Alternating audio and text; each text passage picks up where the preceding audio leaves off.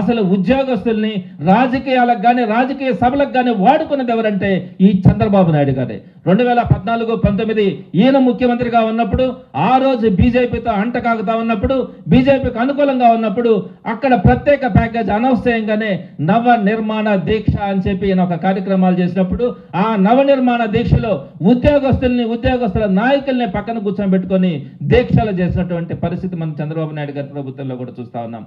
అదేవిధంగా ఎప్పుడైతే అదే ప్రభుత్వంలో బీజేపీతో తెగదెంపులు తెచ్చుకున్నాడో, ఆ తెగదెంపులు తెచ్చుకున్న తర్వాత ఈ ప్రత్యేక ప్యాకేజీ కాదు, మాకు స్పెషల్ స్టేటస్ కావాలని చెప్పి వెంటనే చంద్రబాబు నాయుడు గారు గొంతు మార్చి ఢిల్లీలో ఒక దీక్ష తీస్తున్నారు. ఆ దీక్షకు సంబంధించి నల్ల చొక్కాలు వేసుకొని ఈయన చంద్రబాబు నాయుడు గారు అక్కడ దీక్షలు తీస్తే పక్కన గవర్నమెంట్ ఎంప్లాయీ లీడర్స్ ని పక్కన కూర్చొని పెట్టుకున్నటువంటి పరిస్థితి మనం చూడొచ్చు స్పష్టంగా కూడా. గవర్నమెంట్ ఎంప్లాయీస్ ని ఆ రోజు బీజేపీకి వ్యతిరేకంగా చంద్రబాబు నాయుడు గారు బ్లాక్ షర్ట్లు వేసుకొని ఎంప్లాయీస్ అందరినీ కూడా పక్కన కూర్చొని పెట్టుకొని ఆయన ధర్నా చేసినటువంటి పరిస్థితి. ఎవరు ఉపయోగించుకున్నారండి ఎంప్లాయీస్ని ఈ విధంగా? ప్రభుత్వానికి పార్టీలకి పక్కన పెట్టుకొని వాళ్ళ యొక్క సభలలో వారు పక్కన పెట్టుకొని చేసినటువంటి పరిస్థితి చంద్రబాబు నాయుడు గారు తప్ప ఏ రోజు కూడా జగన్మోహన్ రెడ్డి గారు కానీ రాజశేఖర రెడ్డి గారు కానీ ఇటువంటి పరిస్థితి కూడా చేయాల.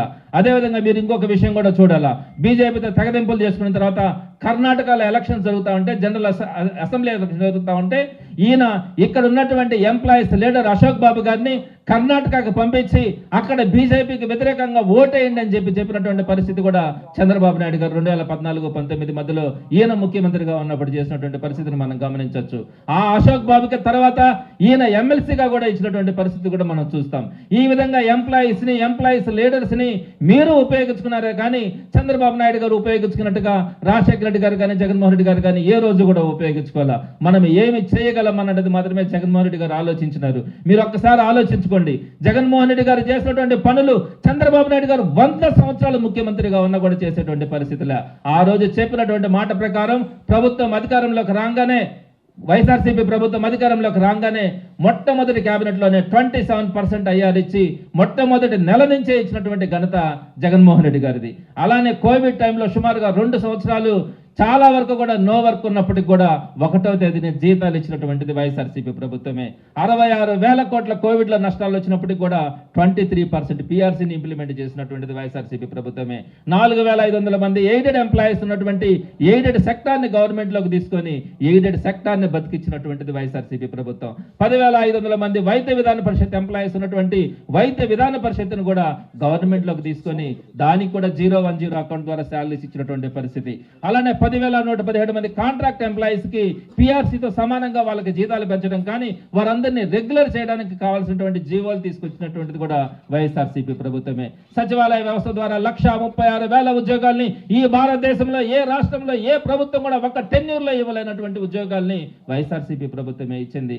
వీఆర్ఓలకు కూడా ఎప్పుడు టీడీపీ ప్రభుత్వంలో ప్రమోషన్స్ లేకపోతే వైఎస్ఆర్సీపీ ప్రభుత్వంలో వీఆర్ఓలకు ప్రమోషన్స్ ఇచ్చింది.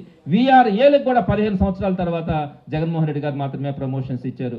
ఆప్కాస్ లో ఉన్నటువంటి 93,000 మంది ఉద్యోగులకు కూడా ఈయన ఆప్కాస్ అనే వ్యవస్థను తీసుకొని వచ్చి వారికి రెగ్యులర్ గా 1వ తేదీ జీతాలు ఇచ్చినటువంటి జగన్మోహన్ రెడ్డి గారి ప్రభుత్వంలో జరుగుతుంది. రిటైర్మెంట్ వయసును 62 సంవత్సరాలకు పెంచారు. యూనివర్సిటీ వాళ్ళ రిటైర్మెంట్ వయసును 65 సంవత్సరాలకు పెంచారు.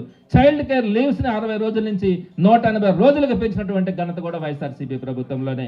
అదేవిధంగా రెగ్యులర్ కాంట్రాక్ట్ అవుట్ సోర్సింగ్ లో ఉన్నటువంటి మహిళా ఉద్యోగులందరికీ కూడా 5 రోజులు అదనపు సాధారణ సెలవులు కూడా ఇచ్చింది వైఎస్ఆర్సీపీ ప్రభుత్వంలోనే. 98 డిఎస్సి వాళ్ళకి 25 సంవత్సరాల తర్వాత వారికి ఎలిజిబుల్ అయినా కూడా ఉద్యోగాలు రాకపోతే 4,500 మందికి 25 సంవత్సరాల తర్వాత ఉద్యోగాలు ఇచ్చినటువంటి పరిస్థితి కూడా వైఎస్ఆర్సీపీ ప్రభుత్వంలోనే. అదేవిధంగా 2008 డిఎస్సిలో క్వాలిఫై వారిని సెలెక్ట్ చేసుకోకుండా రోడ్డు మీద పెట్టుంటే 16 సంవత్సరాల తర్వాత 2,159 మంది వారందరికీ కూడా ఉద్యోగాలు ఇచ్చినటువంటి ఘనత కూడా ఆ రోజు వైఎస్ఆర్సీపీ ప్రభుత్వంలోదే. మోడల్ స్కూల్స్ లో ఉన్నటువంటి ఎంప్లాయీస్ అందరికీ కూడా వారి కోరిక మీదకు 010 అకౌంట్ ద్వారా శాలరీస్ ఇచ్చినటువంటి ఘనత వైఎస్ఆర్సీపీదే. వైద్య ఆరోగ్య శాఖలో ఏకంగా 53,000 కొత్త ఉద్యోగాలు ఇచ్చినటువంటి పరిస్థితి కూడా ఆ రోజు మనం చూసాం. 673 మంది MEO 2 పోస్టులకి కొత్తగా శాంక్షన్ తీసుకొని వచ్చి జిల్లా పరిషత్కి కానీ గవర్నమెంట్కి కానీ కొత్త MEOలను కూడా ఇచ్చినటువంటి పరిస్థితి మనం ఆ రోజు జగన్మోహన్ రెడ్డి గారు మాత్రమే చేస్తున్నారు. MPDOలకి 25 సంవత్సరాల నుంచి వారికి ప్రమోషన్స్ లేక అవస్థలు పడతా ఉంటే MPDOలకి DLDO అనే పోస్ట్ ని క్రియేట్ చేసి వారందరికీ కూడా ప్రమోషన్స్ ఇచ్చినటువంటి పరిస్థితి ఆ రోజు చూస్తా ఉన్నాం. సర్వే ఉద్యోగులకు కూడా 20 సంవత్సరాల నుంచి వారి కోరిక ప్రమోషన్స్ కావాలని జగన్మోహన్ రెడ్డి గారు వారి కోరిక నెరవేర్చి సర్వే ఉద్యోగులందరికీ కూడా ప్రమోషన్ ఇచ్చినటువంటి పరిస్థితి. అలానే ఏ గవర్నమెంట్ ఎంప్లాయ్ అయినా ప్రమోషన్స్ కోసం డిపార్ట్మెంటల్ ఎగ్జామ్ రాయాలంటే చంద్రబాబు నాయుడు గారు నెగటివ్ మార్క్ సిస్టమ్ తీసుకొని వచ్చి ఉద్యోగులకు ఎక్కడా కూడా ప్రమోషన్స్ లేకుండా చేసినటువంటి పరిస్థితుల్లో ఆ నెగటివ్ మార్క్ విధానాన్ని తొలగించి జగన్మోహన్ రెడ్డి గారు వారందరికీ కూడా ప్రమోషన్స్ సులభతరం చేసినటువంటి పరిస్థితి జగన్మోహన్ రెడ్డి గారికి మాత్రమే చెల్లుతుంది. అదేవిధంగా నాడు నేడు ద్వారా ఒక అద్భుతమైనటువంటి వర్క్ అట్మాస్ఫియర్ని తీసుకొచ్చారు. వాష్రూమ్స్ కానీ క్లాస్ రూమ్స్ కానీ ఎవ్రీథింగ్ ప్రతి దగ్గర కూడా ఒక అద్భుతమైనటువంటి అట్మాస్ఫియర్ని తీసుకొచ్చారు. 117 జీవో ద్వారా 8,000 మంది SGTలకు ప్రమోషన్స్ ఇచ్చి స్కూల్ అసిస్టెంట్స్గా ప్రమోట్ చేయడం కూడా జరిగింది. 1792 మంది పీజీటీలుగా అవకాశం ఇచ్చారు. హై స్కూల్ ప్లస్ సిస్టమ్ తీసుకొచ్చిన ద్వారా 10,224 మంది లాంగ్వేజ్ పండిట్స్కి స్కూల్ అసిస్టెంట్స్గా ప్రమోషన్స్ ఇచ్చారు. 2,659 మంది PETలకు పీడీలుగా ప్రమోషన్స్ అవకాశం కల్పించారు. ఈ 5 సంవత్సరాల్లో ఏకంగా 25,000 మంది ఉద్యోగులకి ప్రమోషన్స్ కల్పించినటువంటి పరిస్థితి ఆ రోజు వైఎస్ఆర్సీపీ ప్రభుత్వంలో ఉంటుంది. అలానే ఆర్టీసీలో కూడా 53,000 మంది ఉద్యోగులు ఉంటే కోవిడ్లో కూడా అది ఎత్తిపోయే పరిస్థితిలో ఉన్నప్పుడు దాన్ని ప్రభుత్వ పరం తీసుకొని ఆ ఉద్యోగులందరినీ కూడా కాపాడి వాళ్ళకి 1వ తేదీ జీతాలు ఇచ్చినటువంటి పరిస్థితి ఆ రోజు వైఎస్ఆర్సీపీ ప్రభుత్వందే. ఏకంగా 5 సంవత్సరాల పాలనలో 12 DAలు ఇచ్చినటువంటి ఘనత కూడా వైఎస్ఆర్సీపీకి తప్ప ఏ ప్రభుత్వానికి లేదు. ఇన్ని చెప్తా ఉన్నాను. సుమారుగా నేను ఇప్పటికే 30కి పైగా చెప్పాను. ఒక్కటైనా కూడా మీరు 100 సంవత్సరాల ముఖ్యమంత్రిగా ఉన్నా కూడా ఉద్యోగస్తులకు సంబంధించి ఇన్ని మంచి పనులు చేసే ఆలోచన కానీ కళలో కూడా చంద్రబాబు నాయుడు గారికి వచ్చే అవకాశం లే. మీరు ఇప్పటికి కూడా 2 సంవత్సరాలు అయింది. PRC గడువు ముగిసి 3 సంవత్సరాలు అయింది. ఈ రోజుకి కూడా IR ఇవ్వాల. ఈ ఆంధ్ర రాష్ట్రంలో PRC IR సిస్టమ్ వచ్చిన తర్వాత 3 సంవత్సరాలుగా PRC టర్మ్ అయిపోయినా కూడా IRని ఇవ్వకుండా ఉన్నటువంటి టర్మ్ ఇది తప్ప ఇంకొక సందర్భం కూడా ఉండదు. ఇప్పటికి కూడా IR ఇవ్వట్లా. PRC గురించి అయితే 3 సంవత్సరాలు అయిపోయింది. ఇప్పటికే PRC కాదు కదా, కనీసం PRC కమిషన్ కూడా వేయాల. Already PRC commission Jaganmohan Reddy గారి టైంలో ఉన్నప్పుడు ఆ PRC కమిషన్ ద్వారా రిజైన్ చేయించి ఇప్పటికి కూడా PRC కమిషన్ వేయాల. ఒకవేళ ఇప్పుడు మీరు PRC కమిషన్ వేసినా కూడా ఇంకొక సంవత్సరం పడుతుంది ఆ PRC కమిషన్ రిపోర్ట్ ఇవ్వడానికి. ఆ తర్వాత మళ్ళీ మీరు PRC వేయడానికి మళ్ళీ టైం పడుతుంది. అంటే ఇంత లాంగ్ స్టాండింగ్ లో PRCని అనౌన్స్ చేయకుండా ఉండే ప్రభుత్వం ఈ రాష్ట్రంలో కూడా ఎప్పుడు కూడా లేదు, ఏ రాష్ట్రం కూడా లేదు. అలా అంటే దౌర్భాగ్యమైనటువంటి పరిస్థితులు ఉద్యోగస్తులు ఈ రోజు మనం కళ్ళ ముందు చూస్తా ఉన్నామని తెలియజేస్తా ఉన్నా. అదేవిధంగా 35,000 కోట్ల బకాయిలు జగన్మోహన్ రెడ్డి గారు కొంత బకాయిలు ఉన్నప్పుడు అవి తీరుస్తానని చెప్పి అవి తీర్చకపోగా ఈ రోజు 35,000 కోట్ల రూపాయలు మీరు బకాయిలు పెట్టినటువంటి పరిస్థితి. అదేవిధంగా సచివాలయ వాలంటీర్స్కి వచ్చేటప్పటికి 5,000 నుంచి 10,000 రూపాయల జీతాలు పెంచుతానని చెప్పి సుమారుగా 2,70,000 మందిని నడి రోడ్డు మీద నిలబెట్టినటువంటి పరిస్థితి. మీరు చెప్పినటువంటి దగా మాటలు నమ్మి వారు మీకు కనుక ఓట్లు వేస్తుంటే వారందరినీ కూడా ఈరోజు మోసం చేసినటువంటి పరిస్థితిలో మనం ఉన్నాం. అలానే సచివాలయ ఎంప్లాయీస్, రెగ్యులర్ ఎంప్లాయీస్ ఈ రోజు ఎక్కడైతే పనిచేస్తూ ఉంటారో వారిని హరాస్మెంట్ ఏ విధంగా అయితే వాళ్ళని ఒక వైఎస్ఆర్సీపీ కార్యకర్తలు ఏ విధంగా అయితే మీరు ఇబ్బంది పెడతా ఉన్నారో సచివాలయంలో ఉన్నటువంటి స్టాఫ్ని మీరు ఆ విధంగా పురుగుల లెక్కను చూస్తా వారిని ఇబ్బంది పెట్టేటువంటి పరిస్థితి ఈరోజు మనం చూస్తూ ఉంటే వారిని చూస్తే బాధ కలిగేటువంటి పరిస్థితి ఉంది. అలానే టీచర్స్ని చూస్తే హరాస్మెంట్ చేస్తూ ఉన్నారు. కాంట్రాక్ట్ ఎంప్లాయీస్ని వాళ్ళు రెగ్యులర్ అయ్యే జీవో ఉన్నా కూడా వాళ్ళని రెగ్యులర్ చేయకుండా వాళ్ళని రోడ్డు మీద నిలబెట్టారు. హై స్కూల్ ప్లస్ని దాన్ని కూడా ఎత్తేసే పనిలో ఉంటూ మీరు PGTలుగా ఉన్నటువంటి వారందరినీ కూడా వెనక్కి తీసుకొచ్చినటువంటి పరిస్థితి ఉంది. CBSE సిస్టమ్ అని తీసేశారు. IFP బోర్డ్స్ ని రిపేర్ చేయచ్చట్లా, RO సిస్టమ్స్ రిపేర్ వస్తే రిపేర్ చేయచ్చట్లా, వాష్రూమ్ మెయింటెనెన్స్ కూడా పాడైపోయింది. మెడికల్ కాలేజెస్ చూస్తే ప్రైవేట్ పరం చేస్తానంటారు, పోర్టల్ చూస్తే ప్రైవేట్ పరం చేస్తానంటారు, ఫిషింగ్ హార్బర్లను చూస్తే ప్రైవేట్ పరం చేస్తానంటారు, లాస్ట్ కి లోకల్ రోడ్స్ ని కూడా ప్రైవేట్ పరం చేస్తే టోల్ గేట్లు పెడతామని చెప్తారు. ఇటువంటి పరిస్థితుల్లో ఈ కేవలం 2 సంవత్సరాల్లో మీరు చూపిస్తున్నటువంటి నరకం అటు సామాన్య ప్రజలకు కానీ ఉద్యోగస్తులకు కానీ మరొకటి ఉండదు కూడా అని తెలియజేస్తా ఉన్నాను.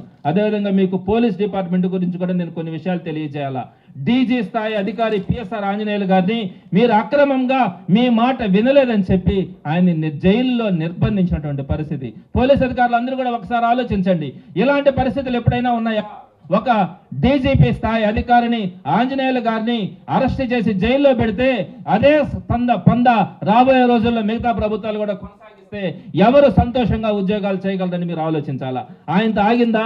అడిషనల్ డీజీ సంజయ్ గారిని మీరు సస్పెండ్ చేశారు, డిఐజీ విశాల్ గున్ని గారిని సస్పెండ్ చేశారు, అలానే ఒక బీసీ అయినటువంటి ఐజీ అధికారి కాంతిరాణా టాటాని కానీ, ఎస్పీలను కానీ, 8 మంది డిఎస్పీలను కానీ మీరు నిర్దాక్షిణ్యంగా సస్పెండ్ చేశారు. కేవలం మీ మాట వినరేమో, వీరు మనకు అనుకూలంగా మనం చెప్పినటువంటి అక్రమ కేసులు పెట్టడన్న ఉద్దేశంతో మీరు వారందరినీ కూడా సస్పెండ్ చేసినటువంటి పరిస్థితి రోజు మనం చూస్తా ఉన్నాం. అలానే పోస్టింగ్స్ ఇవ్వకుండా ఎంతమంది 4 నాన్ క్యాడర్ ఎస్పీలకి మీరు ఇప్పటికీ పోస్టింగ్స్ ఇవ్వాలా, ఒక కమాండెంట్ స్థాయి అధికారికి ఇవ్వాలా, 22 మంది అడిషనల్ ఎస్పీలకి ఇవ్వాలా, 55 మంది డిఎస్పీలకి ఇవ్వాలా, వీరందరినీ కూడా పోస్టింగ్లు ఇవ్వకుండా మీరు ఐఆర్ పేరుతో ప్రతి రోజు కూడా మీరు వచ్చి సంతకాలు పెట్టాలని చెప్పి మీరు బందోబస్తు డ్యూటీలు చేయించుకుంటా వారిని ఈ రోజు ₹1 జీతం కూడా ఇవ్వకుండా మీరు చాకరీ చేయించుకుంటా వారి దగ్గర సంతకాలు పెట్టుకోవడానికి బయోమెట్రిక్ లో ఉదయం సాయంత్రం మీరు స్టేషన్లకు తిప్పుకొని పోస్టింగ్లు ఇవ్వకుండా జీతాలు ఇవ్వకుండా వారిని ఇబ్బంది పెట్టేటువంటి పరిస్థితి ఈరోజు మనం చూస్తా ఉన్నాం. అలానే ఇంకా కూడా చాలా చెప్పాలంటే హెడ్ క్వార్టర్స్కి 6 మంది డిఎస్పీలు కానీ, 3 అడిషనల్ కమాండెంట్లు కానీ, 2 అసిస్టెంట్ కమాండెంట్లు కానీ వీరందరినీ కూడా హెడ్ క్వార్టర్స్ లో రిపోర్ట్ చేయమని చెప్పి మొన్న చెప్పారు. అలానే 100 మంది ఇన్స్పెక్టర్స్ ని, ఇంచుమించుగా 100కు పైగా కానిస్టేబుల్స్ ని మీరు విఆర్లోకి పంపించినటువంటి పరిస్థితి. పోలీస్ డిపార్ట్మెంట్ పరిస్థితి ఒకసారి మీరు ఆలోచించండి. పోలీసులు అందరూ కూడా, పోలీస్ అధికారులు కూడా మీరు ఆలోచించాల్సినటువంటి పరిస్థితి. ఇదే పాయింట్ నేను కౌన్సిల్లో కూడా ప్రస్తావించాను. ఆ రోజు కూడా స్పష్టమైనటువంటి ఆన్సర్ ఎక్కడ కూడా కనిపించలా. మీరు ఈ విధమైనటువంటి పరిస్థితుల్లో, ఇటువంటి పరిస్థితుల్లో ఉద్యోగాలు చేయాలంటే ఈ ఆంధ్ర రాష్ట్రంలో ఏ ఒక్కరు కూడా ధైర్యంగా ముందుకు వచ్చేటువంటి పరిస్థితులా. కాబట్టి మీరందరూ కూడా ఈరోజు ఆలోచించి ఒక నిర్ణయం తీసుకోవాల్సినటువంటి అవసరం కూడా ఉద్యోగస్తుల మీద కానీ, ఉద్యోగస్తుల నాయకుల మీద ఉంది కానీ మీరు ఆలోచించాలా. ఇంతమంది అధికారుల గురించి చెప్పాను. ఏకంగా వెంకటరామరెడ్డి గారిని టెర్మినేట్ చేసినటువంటి పరిస్థితుల్ని మీరు అందరూ కూడా కనుక సీరియస్ గా తీసుకోకపోతే ఈ రాష్ట్రంలో ప్రభుత్వ వ్యవస్థలన్నీ కూడా నిర్వీర్యమయ్యే పరిస్థితి ఉందని మాత్రం తెలియజేస్తా ఉన్నాను. శుభమస్తు షాపింగ్ మాల్. పెళ్లి జీవితంలో వచ్చే పవిత్రమైన క్షణం. ఆ క్షణం ఎప్పటికీ గుర్తుండిపోవాలంటే మరింత ప్రత్యేకంగా ఉండాలి. మీ శుభలగ్నం కోసం అద్భుతమైన సంప్రదాయ వస్త్రాలతో సిద్ధం శుభమస్తు షాపింగ్ మాల్. కన్నుల పండువగా హృదయాలను హత్తుకునేలా ప్రతి డ్రెస్, ప్రతి చీరలో ప్రేమను నేసి భావాలనల్లిన శ్రేష్టమైన కలెక్షన్స్. 1+1 లైట్ వెయిట్ పట్టు శారీస్ ₹850, 1+1 పోచంపల్లి శారీస్ ₹1200, 1+1 కుప్పడం పట్టు శారీస్ ₹2500, 1+1 సాఫ్టీ పట్టు శారీస్ $2200, 1+1 బ్లౌజ్ పట్టు శారీస్ $4000, కళ్యాణం ప్యాక్ పట్టు శారీ $2500, వడ్డానం plus necklace plus blouse work ఉచితం. 3 digital print dress materials $899, 2 branded leggings $299, 3 branded night dresses $899, 3 Jaipur print nighties $550, branded men's wear, ethnic wear మరియు కిడ్స్ వేర్ పై అప్ టు 50% ఆఫ్. ఇలా మీ జీవితంలోని అద్భుతమైన క్షణానికి అదే స్థాయిలో అద్భుతమైన వస్త్రాలు. ప్రతి వేడుక శుభకరం. శుభమస్తు shopping mall, VRC centre, Nellore.